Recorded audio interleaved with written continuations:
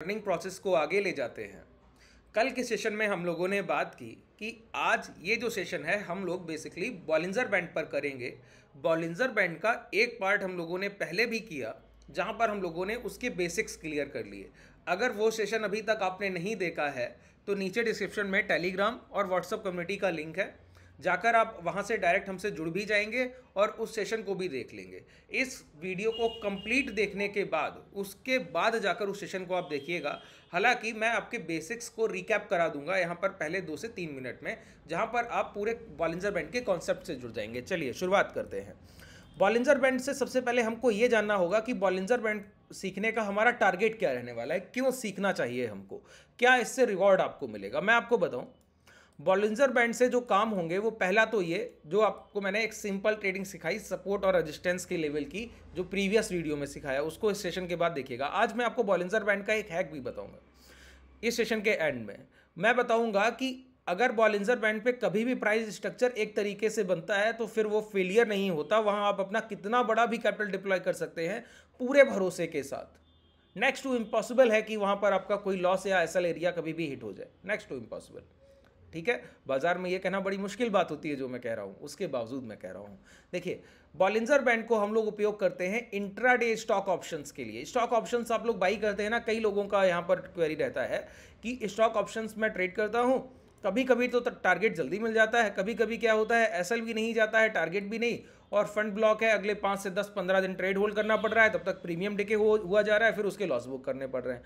तो मैं आपको बोलूँ, ऑप्शन बायर हो या स्टॉक ऑप्शन बायर हो या इंडेक्स, आपके लिए मोमेंटम महत्वपूर्ण है। अब इंडेक्स ऑप्शन बायर को मोमेंटम 1 से 2 दिन में चाहिए, इंट्राडे ऑप्शन बायर को मोमेंटम 3 से 4 दिन में चाहिए। स्टॉक ऑप्शन बायर को मैं आपको एक बात बोलूं, स्टॉक ऑप्शन में बॉलिंजर बैंड का अगर आपने उपयोग किया, मैं आपको एक बात क्लैरिटी से बोलता हूं, इंट्राडे में आपकी पोजीशंस मोर देन डबल हो जाएंगे, 2 गुने से अधिक हो जाएंगे।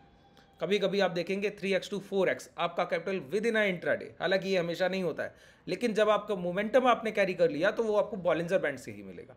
एक पूरा टेक्निक मैं आपको पूरा लेखा चिट्ठा दूंगा इसका कि कैसे आप बॉलिंजर बैंड की कौन कौन सी चीज़ों से प्रक्रिया से होकर गुजरेंगे एक ट्रेड एग्जीक्यूशन तक। चलिए शुरुआत करते हैं। इससे पहले हम लोगों ने क्या सीखा है बताइए। मैंने आपको बताया कि बॉलिंजर बैंड एक 3 लाइंस का एक समूह है, 3 रेखाओं का एक समूह है, जिसमें इसका मिडिल लाइन जो है वो 20 का औसत है, 20 का मूविंग एवरेज है, सिंपल मूविंग एवरेज है। ठीक है, और इस 20 के ऊपर की लाइन को हम लोग कहते हैं अपर विड्थ और नीचे की लाइन को कहते हैं लोअर विड्थ। अच्छा, ये अपर विड्थ और लोअर विड्थ क्या है? तो मैंने आपको बताया औसतन पिछली 20 कैंडल में जितना एक्यूमुलेशन या डिस्ट्रीब्यूशन हुआ है, उतना ही अगले 2 कैंडल्स में जो औसतन एक्यूमुलेशन या डिस्ट्रीब्यूशन होगा, वो अगर अभी घटित हो जाए, अभी उतनी खरीदारी हो जाए औसतन जितनी अगली 2 कैंडल्स में होनी है, तो प्राइस इस अपर विड्थ तक चलकर जा सकता है। उसके बाद प्राइस को यहां रुकना होगा, पहली बात। फिर मैंने आपको बताया कि प्राइस में औसतन जितनी अगली 2 कैंडल्स में बिकवाली हो सकती है, अगर वो अभी घटित हो जाए तो प्राइस जहां तक गिर कर आएगा वो लेवल है ये लोअर विड्थ का लेवल। तो मैंने बताया जब भी इन 3 रेखाओं में, इन 3 लाइंस में एक प्रॉपर आइडियल डिस्टेंस है, एक बड़ा गैप है, तो ये लाइन एक रेजिस्टेंस का काम करती है और लोअर लाइन एक सपोर्ट का काम करती है। वहीं पर मैंने आपको एक बात और बोली कि अगर इन तीनों लाइंस में कभी भी ये संरचना पाई गई कि तीनों लाइंस लगभग एक दूसरे के पैरेलल हो गई और तीनों के बीच में डिफरेंस लगभग ना के बराबर रह गया, तो समझ लीजिए ये प्राइस कहीं ना कहीं अब आपको सपोर्ट और रेजिस्टेंस के लिए ट्रेड करने का मौका नहीं देगा। अब इसका अपर विड्थ ना तो आपके लिए रेजिस्टेंस है, ना ही लोअर विड्थ आपके लिए सपोर्ट है। अब ये नो ट्रेडिंग जोन है। नो ट्रेडिंग जोन का मतलब ये नहीं कि यहाँ पर कोई अपॉर्चुनिटी नहीं बनेगी, यहाँ पर वो अपॉर्चुनिटी बनेगी जो यहाँ अभी तक बनी ही नहीं थी। तो पहले हम ये समझें कि बॉलिंजर बैंड के साथ प्राइस काम कैसे कर रहा है। अगर आप उस प्रोसेस को समझ गए, एक बार बेस क्लियर हो गया, फिर कोई तकलीफ नहीं है। देखिए, प्राइस को अगर मैं बोलूं तो प्राइस को मैं बोल सकता हूं जस्ट लाइक अ स्प्रिंग। ठीक है, इसका मतलब है कि अगर प्राइस पर आपने कभी भी कोई प्रेशराइज फीलिंग लाए, प्राइस पर कोई प्रेशर डाला, कोई भी इस तरीके से भार रखा ऊपर और नीचे दोनों तरफ से, बहुत तेजी से प्राइस को दबाने की कोशिश की, तो प्राइस क्या करता है, जब आप उसको छोड़ते हैं ना, तो प्राइस उतनी ही तेजी से अपोजिट डायरेक्शनल में एक फोर्स लगाता है, जिसको आप न्यूटन्स लॉ भी कहते हैं, है ना। तो उसी तरीके से तो price is just like a spring. इसी तरीके से बॉलिंजर बैंड है। ये तीन लाइनें जब तक दूर हैं तो कोई बहुत फोर्स इन पर नहीं डाला जा रहा है कि प्राइस को पास लाया जाए। इसका मतलब समझिए, मैं आपको इसका लॉजिक क्लियर कर दूं। देखिए, जब ये रेजिस्टेंस और ये लाइन सपोर्ट है और 20 का औसत 20 का मूविंग एवरेज है बीच का लाइन, इसका मतलब है अगर ये मैं मान लूं कि 100 का भाव और ये मैंने मान लिया 95 का भाव, तो बायर बैठा है 95 के भाव पर और सेलर बैठा है 100 के भाव पर। ये रेजिस्टेंस एरिया है, सपोर्ट एरिया है। जब भी प्राइस 100 के पास पहुंचेगा, बायर सोचेंगे सेलर के पास पहुंच गए हैं, प्रॉफिट बुकिंग कर ले, भाव कमजोर हो गया। सेलर सोचेगा मेरे एरिया में आ गया है, मैं यहाँ पर शॉर्ट सेलिंग कर दूं, कमजोर हो गया।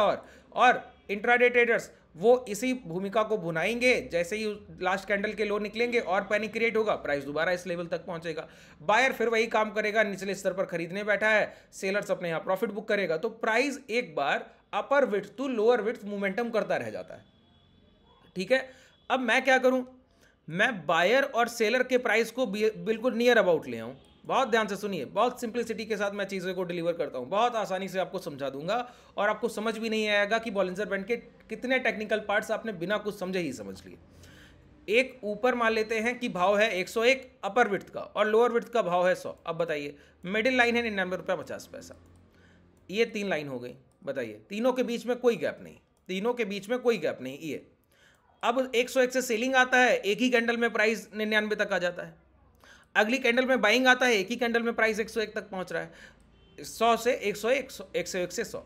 तो अब ये प्राइस में क्या है, बायर सेलर एक दूसरे को प्रेशराइज कर रहे हैं। अच्छा, ये प्रेशर कब डाला जाता है, जब बायर्स अपने बाइंग जोन को हायर साइड शिफ्ट करना चाह रहे हो और सेलर्स भी अपने जोन को लोअर साइड शिफ्ट करना चाह रहे हो। तो दोनों एक दूसरे के बाइंग सेलिंग करते हुए बहुत करीब आ जाते हैं। इस करीब आने की प्रक्रिया में क्या होता है, प्राइस पर बहुत प्रेशर पड़ जाता है। ऊपर से सेलर दबा रहा है, नीचे से बायर दबा रहा है। सर, ऐसे में प्राइस को क्या करना होगा, अब या तो डिमांड उठा ले, कहीं ना कहीं बायर्स ज़्यादा हो जाएं तो सेलर को ब्रेक कर दे, या सेलर ज़्यादा हो जाएं तो बायर को ब्रेक कर दे। तो जब भी बॉलिंजर बैंड का ये जोन जो है बहुत नैरो हो जाएगा और तीनों लाइंस में लगभग एक पैरेलल फॉर्मेशन पाया जाएगा। पैरेलल फॉर्मेशन हुआ समानांतर लाइंस। समानांतर लाइन का मतलब हुआ जो दोनों लाइंस एक दूसरे के लगभग बराबर चल रही हैं, लेकिन दूसरे को कभी ऐसे कटआउट नहीं करेंगी। हिंदी में हम लोग पढ़ते थे तो बोलते थे प्रतिच्छेद नहीं करेंगी, उस तरीके से, है ना। तो देखिए, यहाँ पर इन तीनों के बीच में एक प्रॉपर गैप है। अब यहाँ पर बायर सेलर बहुत पास बैठे, यहाँ पर क्या होगा, या तो डिमांड हायर हो जाए तो प्राइस 101 के प्राइस को ब्रेक कर दे, या तो सप्लाई हायर हो जाए तो प्राइस 99 के प्राइस को ब्रेक कर दे। अब देखिए, यहां पर मिडिल लाइन 20+2 बहुत करीब है और 20-2 भी बहुत करीब है। इसका मतलब है कि अगले 2 दिन की खरीदारी तो अभी हो ही रही है, तो प्राइस हर बार यहां पहुंच रहा है, और अगले 2 दिन की बिकवाली भी अभी हो रही है, तो प्राइस हर बार यहां पहुंच रहा है। तो प्राइस में कोई मोमेंटम नहीं हो रहा है। ऐसे में क्या जरूरत होगी, या तो बायर अपना जोन हायर साइड शिफ्ट करेंगे या सेलर अपना जोन हायर साइड शिफ्ट करेंगे, और इसके लिए अब इनको प्राइस पर और अधिक दबाव डालना पड़ेगा, मतलब हाई एक्यूमुलेशन या हाई डिस्ट्रीब्यूशन। ये कब संभव है, जब 20+2 या 20-2 के फॉर्मूले से प्राइस बाहर निकले। मतलब अगर अगले 2 दिन का पैसा निकाला जा रहा है तो लोअर विड्थ तक आ रहा है, और अगले 2 दिन का अभी डाला जा रहा है तो अपर विड्थ तक जा रहा है। अब इससे अधिक एक्यूमुलेशन बायर को करना होगा या फिर इससे अधिक डिस्ट्रीब्यूशन सेलर को करना होगा। अगर अगले 2 दिन की औसतन खरीदारी से ज्यादा बाजार में अब खरीदारी हुई तो प्राइस क्या करेगा, बोलिए, प्राइस अपर विड्थ को ब्रेक कर देगा। इसको कहते हैं, देखिए, अपर विड्थ मैंने पहले आपको बताया क्या, upper width act like a resistance. ऊपर का लाइन जो होता है बॉलिंजर बैंड का, ये रेजिस्टेंस की तरह काम करता है जब तीनों लाइंस में एक उचित दूरी है। ठीक है, अब तीनों लाइंस बहुत नैरो हो जाए तो समझ लीजिए इन तीनों लाइंस के बीच में कोई बहुत ज़्यादा डिफरेंस रह नहीं गया, है ना। तो यहाँ पर प्राइस में अगर हायर बाइंग हो गई, अगले 2 दिन से अधिक पैसा डाला गया, तो प्राइस क्या करेगा, अपर विड्थ को ब्रेक करेगा। अपर लाइन तो यही बता रही है 20+2, 20+3 हो गया तो अपर विड्थ ब्रेक, 20-3 हो गया तो लोअर विड्थ ब्रेक। तो अगर ज़्यादा डिमांड आ गई तो प्राइस क्या करेगा, अपर विड्थ को ब्रेक करेगा। अपर विड्थ को ब्रेक करने का सीधा सा मतलब समझ में आया, अगले 2 दिन में औसतन या अगली 2 कैंडल्स में औसतन जितनी खरीदारी होनी थी उससे कहीं अधिक खरीदारी हो गई है। अच्छा बताइए, जितनी बड़ी डिमांड उतना बड़ा मोमेंटम। बात क्लियर है कि नहीं। अगर बायर्स ने सेलर्स को काटते काटते कहीं ज्यादा अपना कैपिटल डिप्लॉय कर दिया होगा तो प्राइस तो बहुत तेजी से हायर लेवल की तरफ निकल जाएगा। वही तो हमको चाहिए। तो प्राइस क्या करे, इस अपर विड्थ को ब्रेक करे। तो ये है क्या, पहले बताइए। अब देखिए, अपने हम लोग कभी बेस से नहीं हटते हैं। अब आप बॉलिंजर बैंड सीख रहे हैं तो समझिए कि प्राइस एक्शन को भूल जाएगा। अरे सर, आप बॉलिंजर बैंड सीखते सीखते प्राइस एक्शन को भूल जाइएगा तो फिर ट्रेड कैसे कीजिएगा, है ना। तो मैं आपको बताता हूं क्या ब्रेकआउट थ्योरी, रेजिस्टेंस का ब्रेकआउट या सपोर्ट का ब्रेकडाउन कैसे होता है। जिस कैंडल से रेजिस्टेंस ब्रेक होगा उस कैंडल के जब हाई निकलेंगे तो ब्रेकआउट वैलिडेशन होगा। तो हमारी एंट्री के लिए सिर्फ अपर विड्थ का ब्रेक होना जरूरी नहीं है। अपर विड्थ ब्रेक होने के बाद जिस कैंडल से ब्रेकआउट हुआ अगर उस कैंडल के हाई निकलने लगे तो हम इस ट्रेड में एंटर करेंगे। मैं आपको एक बात बोलूं, ऐसा प्राइस इसी अपर विड्थ के साथ चलते चलते इंट्राडे में 3 से 4% इक्विटी दे जाता है और यही प्राइस आपको स्टॉक ऑप्शन में डबल डबल ट्रिपल ट्रिपल के रिटर्न इंट्राडे में दे जाता है। इतना पावरफुल कॉन्सेप्ट है ये, और आपको मैं ये अभी साबित कर दूंगा, दिखा दूंगा। कल के सेशन में कुछ स्टॉक्स ऐसे चल कर गए, जैसे कि मैं आपको एक एग्जांपल दूं, इंडस टावर चल कर गया, है ना। तो इंडस टावर अभी मैं आपको दिखाऊंगा कि कैसे काम करती हैं चीज़ें, ठीक है। देखिए ये चीज़ समझ में आई जो मैंने आपको बताया, बहुत क्लियर कॉन्सेप्ट है, ठीक है। इसी तरीके से अगर 2 दिन का डिस्ट्रीब्यूशन अभी हो गया तो प्राइस लोअर विड्थ को ब्रेक करेगा। 2 दिन से अधिक हो गया तो जिस कैंडल से ब्रेक किया अगर उस कैंडल के लो निकलने लगे तो समझिए प्राइस अब लोअर साइड मोमेंटम की तरफ बढ़ गया है। और इसी लोअर विड्थ के साथ ही प्राइस चलता रहता है, इसके पास ही चलता रहेगा। और फिर ये जो जोन नैरो हो गए थे ये दोबारा बड़े होंगे, ये दोबारा बड़े होंगे, फिर छोटे होंगे, फिर बड़े होंगे। तो ये प्रक्रिया बॉलिंजर बैंड में चलती रहती है निरंतर। आपको बस ऐसे स्टॉक्स को ट्रेड करना होता है जहां पर बॉलिंजर बैंड नैरो और पैरेलल लाइन में आ गया हो। उसके बाद वहां पर अवेयर बैठिए और जब भी कोई मोमेंटम मिलने की संभावना बने वहां पर ट्रेड अपने एग्जीक्यूट कीजिए। चलिए अब हम लोग एक एग्जाम्पल पर चलते हैं। यहाँ पर देखिए मैं आपको एक चार्ट दिखाऊं, ये इंडस टावर मैंने आपको बताया, ये यहाँ पर एक मोमेंटम हुआ, ये मोमेंटम देखा, एक यहाँ पर मोमेंटम हुआ, प्राइस यहाँ पर रुका यहाँ। अब चलिए बॉलिंजर बैंड को यहाँ हम लोग लगा लेते हैं, ठीक है। ये 22, इसको मैंने आपको पहले भी बताया, कभी भी प्राइस में देखिए बॉलिंजर बैंड में 22 लिखा है, इसका मतलब ये नहीं कि 22 का औसत है, नहीं, 20 - 2 ये 18 का एवरेज नहीं है, ये बात नहीं है, ये अलग प्राइस आएगा। बीच की लाइन 20 की है, ये 20 के औसत के अनुसार जितना एक्यूमुलेशन हुआ है उतना ही औसतन अगली 2 कैंडल्स, अगले 2 घंटे का पैसा डालने पर तो अपर विड्थ मिलता है, अगले 2 घंटे का पैसा निकालने पर तो लोअर विड्थ मिलता है। कभी कंफ्यूज मत हो जाइएगा कि मैं 22 और 18 का औसत यूज कर लूं तो बॉलिंजर बैंड मेरा बन जाएगा, कभी नहीं बनेगा सर, है ना। कई लोग ऐसे डाउट्स में आ जाते हैं, ऐसे नहीं। 20+2 है वो 22 नहीं है, ठीक है। औसतन देखा जा रहा है, प्राइस को एवरेज के रूप में देखा जा रहा है। तो सबसे पहले देखिए, सबसे पहला हमको क्या देखना होता है बताइए। सबसे पहले फाइंड आउट कीजिए प्राइस की एक जगह जहां प्राइस ने अपने जोन को, जो उसका जोन 3 लाइंस का है, उसको छोटा करने की कोशिश की हो। सबसे पहले छोटा हुआ हो और फिर पैरेलल हो गया हो तो वेल एंड गुड। और मैं आपको एक बात बताऊं, ये जोन जितनी देर तक बना रहेगा उतना बड़ा मोमेंटम को बुलावा है। जितनी देर तक ये जोन यहाँ सस्टेन किया और छोटी लाइन में, उतना बड़ा ये आपके लिए मोमेंटम है। बिल्कुल क्लियर समझिए। आइए दिखाऊं मैं आपको। सबसे पहले देखिए प्राइस में इन तीनों लाइंस के बीच में एक डिस्टेंस है, डिस्टेंस है, डिस्टेंस है। यहाँ पर ये डिस्टेंस देखिए आकर बहुत कम हो गई, देखा आपने, यहाँ पर आकर कम हो गई, कम हुई। फिर लेकिन प्राइस में फ्लैट लाइन तो नहीं आई, लेकिन एक ब्रेकडाउन देखने को मिला। ध्यान से देखिए, ब्रेकडाउन देखने को मिला। हुआ क्या, इस कैंडल के लो अभी ब्रेक नहीं हुए, प्राइस दोबारा आकर क्या किया, इस कैंडल के लो यहाँ पर ब्रेक कर दिया। जब ये ब्रेकडाउन हुआ लोअर विड्थ का तो ब्रेक कर दिया। तो क्या हुआ, ब्रेकडाउन वैलिडेशन।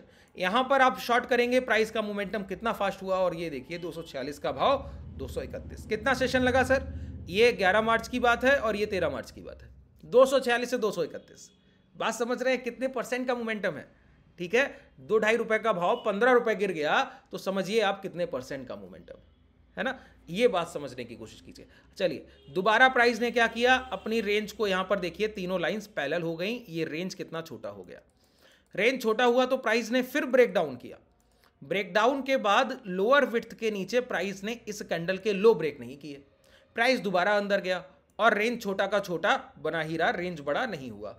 अब प्राइस ने क्या किया, यहां पर कैंडल्स इतनी सारी बनाने के बाद इस अपर विड्थ को ब्रेक किया। ध्यान से देखिए क्या किया, इस अपर विड्थ को ब्रेक किया।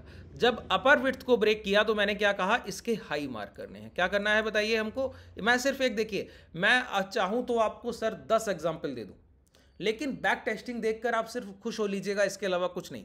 आपको परिणाम मिलेंगे लाइव मार्केट टेस्ट में। जो चीज़ें बता रहा हूँ प्रैक्टिकल मार्केट में जाकर, ट्यूसडे को मार्केट ओपन होगी, डेली लाइव मार्केट में ट्रेड कीजिए, इस पर प्रैक्टिस कीजिए, अपना कमांड कीजिए। मैं आपको बोलूँ ये इक्विटी है, इक्विटी में यहाँ पर आप देखिए, इक्विटी अभी मैं ऑप्शन नहीं आपको दिखा रहा हूँ इसका, यहाँ पर मैं आपको देखिए 257 की एंट्री है, प्राइस 275 के हाई लगा कर गया है। ठीक है, ये सिर्फ पिछले सेशन की बात है, कुछ अलग नहीं बता रहा हूँ। ठीक है, तो इंट्राडे में इक्विटी बाई करके आप इतना मुनाफा, भाई मैंने कहा इंट्राडे में 4, 5, 6, 8% आपको इंट्राडे में मोमेंटम मिलता है। यहाँ पर बस आपको फाइंड आउट करना आना चाहिए। जो पहली कैंडल से ब्रेक हुआ, इसके हाई निकल गया। मैंने कहा इसी अपर विड्थ के साथ ही प्राइस चलता हुआ गुजर जाएगा। तो देखिए इस अपर विड्थ के साथ ही ये 275 तक चला गया, कुछ करने की जरूरत पड़ी। अब आइए स्टॉक ऑप्शंस वाले, यही इंडस टावर का मोमेंटम है। स्टॉक ऑप्शंस में आ जाइए, ये देखिए ये स्टॉक ऑप्शन यहाँ पर 22 रुपए का मोमेंटम किया है। 95% चल के चला गया, सोचिए 95%, 230 का कॉल है, 95% इंट्राडे में दोगुना हो गया। मोमेंटम कितना हुआ इंट्राडे में? 8% के आसपास है। देखिए पहला कैंडल, पहले कैंडल में ब्रेकआउट मिल गया, ब्रेकआउट के बाद इस कैंडल में हाई निकले, 258-59 की आपकी एंट्री बैठी और 259-60 से प्राइस 275 हो गया, 15 point with in intraday momentum. कितना बड़ा मोमेंटम है सर आपके लिए? बात क्लियर हो रहा है? लगभग 5 से 6% आप इंट्राडे में निकालेंगे। ऐसा एक बार नहीं होता। मैं आपको अब बोलेंगे एक एग्जांपल दे रहा हूँ, चलिए एक और आपको एग्जांपल दूँ इंट्राडे के लिए, एक और एग्जांपल दूँ। IRB इंफ्रा का प्राइस देखिए, ठीक है, आवरली टाइम फ्रेम या कोई भी टाइम फ्रेम आप लगाएंगे, मैं आपको बोलूँ 2 आवरली टाइम फ्रेम लगा लीजिए। चलिए आवरली में ही देख लेते हैं। देखिए पहले क्या हुआ, प्राइस में रेंज बड़ा था, यहाँ पर रेंज देखिए ये छोटा हुआ, छोटे रेंज के बाद ये ब्रेक डाउन हो गया। अगली कैंडल में ही इसका वैलिडेशन मिल गया, शॉर्ट कर देना है, एसएल स्विंग हाई, इसी कैंडल के हाई का स्टॉप लॉस। ये 56 का प्राइस क्या टच करके चला गया, बोलो 56 का प्राइस टच करके चला गया 49। ठीक है, अब ये रेंज यहाँ पर जाकर देखिए फिर छोटा हुआ, छोटा होने पर इस कैंडल के हाई, ये कैंडल बना, इसके हाई अभी लास्ट सेशन में ब्रेक हुए, लास्ट सेशन में देखिए 24 तारीख को। अब मैं आपको बोलूं IRB इंफ्रा पर नजर रखिएगा और 60 के लेवल निकलते ही बाई कीजिएगा। आपको 65, 75 ऐसे आपके सामने अभी जस्ट अ सिंगल 2 से 3-4 दिन में टारगेट देगा। ये 2 से 3-4 दिन में 63-64 आराम से चल कर जाएगा, ये तरीका। अच्छा आप बोलेंगे इतना ही दिखा रहे हैं, आइए थोड़ा और देख लेते हैं। एग्जाम्पल के लिए देखिए, एग्जाम्पल के लिए बहुत चीज़ें आप यहाँ पर देख सकते हैं, ऐसा नहीं मोमेंटम इसी तरीके से होते आए हैं, इसी तरीके से होते रहेंगे, कुछ बदलने वाला नहीं। यहाँ पर देखिए प्राइस का तीनों लाइंस में एक बड़ा डिस्टेंस है। यहाँ पर क्या हुआ, बॉलिंजर बैंड स्क्वीज हो गया, इस कैंडल में ये हाई निकले और फिर अगली कैंडल में ये हाई का ब्रेकआउट वैलिडेशन हो गया। 47 की एंट्री थी, 47 की, प्राइस ने हाई क्या लगा दिए 67 के, सोचिए 47 to 67, कितना समय लगा देख लीजिए। 19 जनवरी का ये समय है और ये है 30 जनवरी, टोटल 11 दिन है, जिसमें 2 से 3 दिन तो वीकेंड के पड़ गए होंगे, 2 से 3 या 4 दिन। सोचिए 6 से 7 ट्रेडिंग सेशन में 20 रुपए का मोमेंटम, 47 रुपए का भाव 67 रुपया हो रहा है, लगभग 40 से 42% का मोमेंटम है। सोच कर देखिए आप, 10 से 8 सेशन में आपको 40% इक्विटी में मोमेंटम मिल रहा है, ये वो पावर है इसमें। तो जो चीज़ें मैं आपको बता रहा हूँ बहुत ऑथेंटिक और बहुत प्रैक्टिकल हैं, बस आपको इन्हीं पर काम करने की ज़रूरत है। कुछ लोगों ने यहाँ एंट्री लिया होगा, ये बिल्कुल नैरो जोन देखा होगा, ये हाई निकले, फिर ये हाई निकलने पर इस कैंडल में ब्रेकआउट हो गया, 43-44 की ही एंट्री बन गई उनकी, उनको जो मोमेंटम मिला वो 67 तक, सोचिए डबल हो गया सर। वहाँ से 50 to 60% मोमेंटम आप ले रहे हैं सिर्फ 15 सेशन के अंदर, आधा महीने के अंदर। ये इतना बड़ा पावर है बॉलिंजर बैंड का। इंट्राडे में आप उसको यूज़ कर सकते हैं। मैं आपको बिल्कुल क्लियर बोलता हूँ, इंट्राडे में जो स्टॉक मॉर्निंग में 5-6% ऊपर ट्रेड कर रहा है उसको अपने वॉच लिस्ट का हिस्सा रखिए। अगर वो इंट्राडे में कभी भी अब इंट्राडे ब्रेकआउट करेगा, वो 15-18% वही स्टॉक जा रहे हैं, बस उनको वॉच लिस्ट का हिस्सा रखिए। मैं आपको एक टाइम बताऊँ, देखिए जो भी मैं बात करूँगा वो बहुत प्रैक्टिकल अप्रोच होगी। 12-12:30 बजे के आसपास बॉलिंजर बैंड ब्रेक होना शुरू होते हैं कुछ स्टॉक्स में, और वो 2-2:30 बजे तक 6-7-8% के रिटर्न देते हैं, सेकंड हाफ में चलते हैं। जो मॉर्निंग में चल चुके हैं वो सेकंड हाफ में फिर चलते हैं। कुछ लोग मॉर्निंग से मोमेंटम पकड़ लेते हैं, कुछ स्टॉक्स वो थ्रू आउट द डे चलते रहते हैं, पूरे दिन चलते रहेंगे। ठीक है, थोड़ा सा इस पर प्रैक्टिस कीजिएगा। आपको ये कंटेंट पसंद आ रहा हो तो नीचे डिस्क्रिप्शन में आपके पास टेलीग्राम व्हाट्सएप कम्युनिटी का लिंक है, आप डायरेक्टली ज्वाइन कर सकते हैं। आज क्लासेस में मैं प्राइजेक्शन के बिल्कुल बेसिक से स्ट्रक्चर से शुरुआत करने वाला हूँ कि कैंडल स्टिक क्या होती है, चार्ट क्या होता है, ऑर्डर्स कैसे प्लेस किए जाते हैं, आपको सारी चीज़ बिल्कुल बेसिक से, एक बिल्कुल बेस से आपकी शुरुआत करूँगा और आपको पीक लेवल तक लेकर जाऊँगा। जो लोग एनरोल करना चाहें नीचे डिस्क्रिप्शन में आपके पास कॉन्टैक्ट डिटेल भी है। धन्यवाद।